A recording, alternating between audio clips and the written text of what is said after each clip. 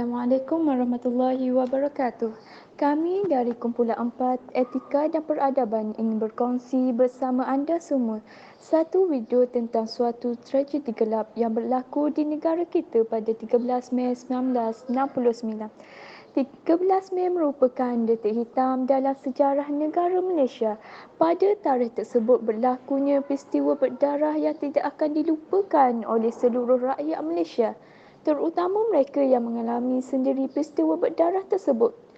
Peristiwa ini berlaku berikutan pengumuman keputusan pilihan raya umum pada 10 Mei 1969 yang melibatkan kaum Melayu dan Cina. Peristiwa ini berlaku kerana ketidakstabilan politik. Untuk mengetahui dengan lebih mendalam, teruskan menonton video dari kumpulan kami.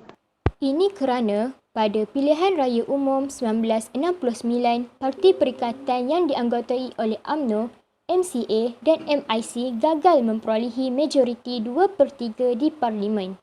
Jumlah kerusi yang dimenangi Parti Perikatan dalam Dewan Rakyat ataupun dikenali sebagai Parlimen telah menurun daripada 89 kerusi pada tahun 1964 kepada 66 kerusi pada tahun 1969.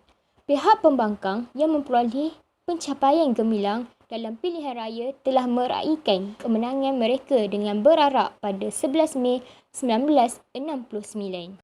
Terdapat segelintir pengikut perarakan telah mengeluarkan slogan-slogan bersifat sensitif berkenaan isu perkauman semasa mengadakan perarakan di jalan-jalan raya sekitar Bandaraya Kuala Lumpur. Perarakan turut dijalankan pada 12 Mei di mana kaum Cina berarak menerusi kawasan Melayu sambil melontarkan penghinaan sehingga mendorong kepada kejadian tersebut.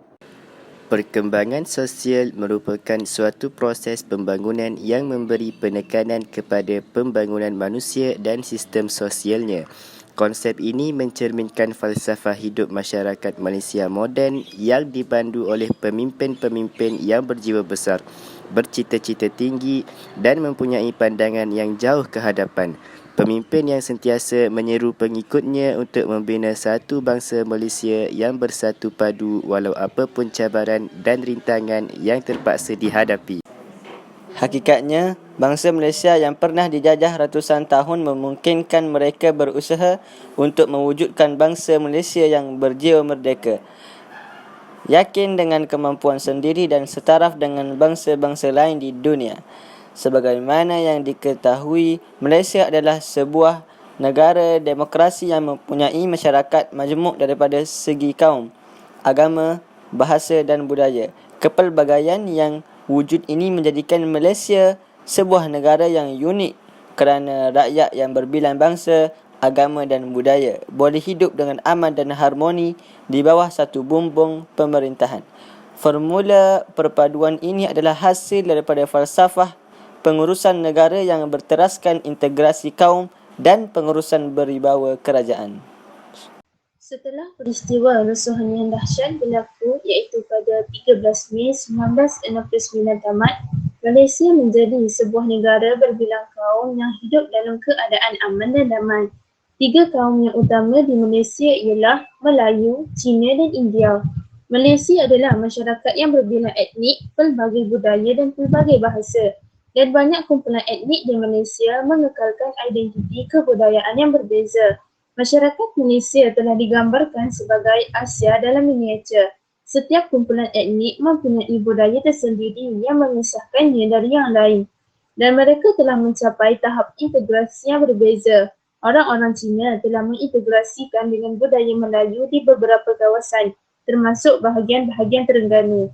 Dan mereka membentuk kumpulan-kumpulan etnik Malaysia seperti Baba Cina di Melaka dan Sino-Kadazan dan Sabah.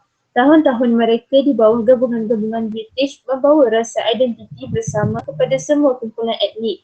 Dengan idea-idea dan cita-cita Inggeris yang menyediakan beberapa ciri penyatuan, budaya bersama Malaysia dapat dilihat dalam simbiosis budaya masyarakat di dalamnya. Antara penyatuan tersebut ialah segregasi, akomodasi, akulturasi, asimilasi dan amalgamasi. Yang pertama ialah segregasi. Ia boleh didefinisikan sebagai tahap di mana dua atau lebih kumpulan kaum terpisah antara satu sama lain.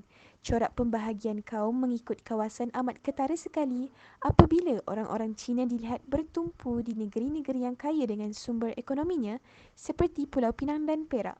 Akomodasi pula merupakan proses yang menyebabkan kumpulan etnik menyedari serta menghormati norma dan nilai kumpulan etnik lain dan tetap mempertahankan budaya hidup masing-masing. Konsep ini begitu meluas diamalkan di Malaysia kerana setiap kumpulan etnik bebas mengamalkan budaya mereka dalam keadaan harmoni. Seterusnya, akulturasi merupakan satu proses penerimaan unsur kebudayaan dalam kalangan individu atau kelompok dari sesuatu kebudayaan lain yang berbeza. Di Malaysia, beberapa kes boleh dijadikan rujukan seperti penggunaan tali leher, angpau, makanan, hiburan dan sebagainya. Asimilasi pula merupakan satu proses percantuman dan penyatuan antara kumpulan etnik berlainan budaya sehingga membentuk satu kelompok dengan kebudayaan dan identiti yang sama. Contohnya di Malaysia, apa yang berlaku ke atas masyarakat Jawa, Cina Kelantan, Baba dan Nyonya merupakan contoh berlakunya proses asimilasi. Dan yang terakhir ialah amalgamasi, merupakan satu proses yang terjadi apabila budaya atau ras bercampur untuk membentuk jenis budaya dan ras baru. Cara utama dalam menentukan proses ini adalah dengan terjadinya perkahwinan campur antara kumpulan etnik.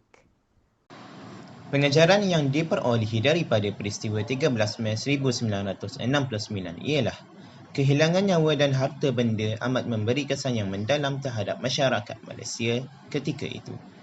Peristiwa 13 Mei 1969 ini sebenarnya tidak menghasilkan sebarang faedah kepada berlakunya perpecahan dan perbalahan antara kaum Melayu dan kaum Cina yang mengakibatkan kerosakan harta benda yang besar. Seterusnya, peristiwa 13 Mei 1969 ini juga memberikan peringatan tentang kebenaran peribahasa kalah jadi abu, menang jadi arang kerana konflik itu merugikan semua kaum, selain menjejaskan imej negara di pesada antarabangsa. Harapan saya agar semua rakyat Malaysia untuk cuba sedaya upaya hidup bersama-sama dan cuba memahami antara satu sama lain dengan semangat persefahaman, hormat menghormati agar kita terus memelihara keharmonian dan keamanan negara. Kesimpulannya, peristiwa ini perlu selalu diingatkan kepada rakyat agar kita semua bukan sahaja perlu muhasabah diri pada setiap masa. Lebih penting lagi ialah kita hendaklah memastikan ia tidak berulang lagi dan menentukan hubungan etnik sentiasa baik.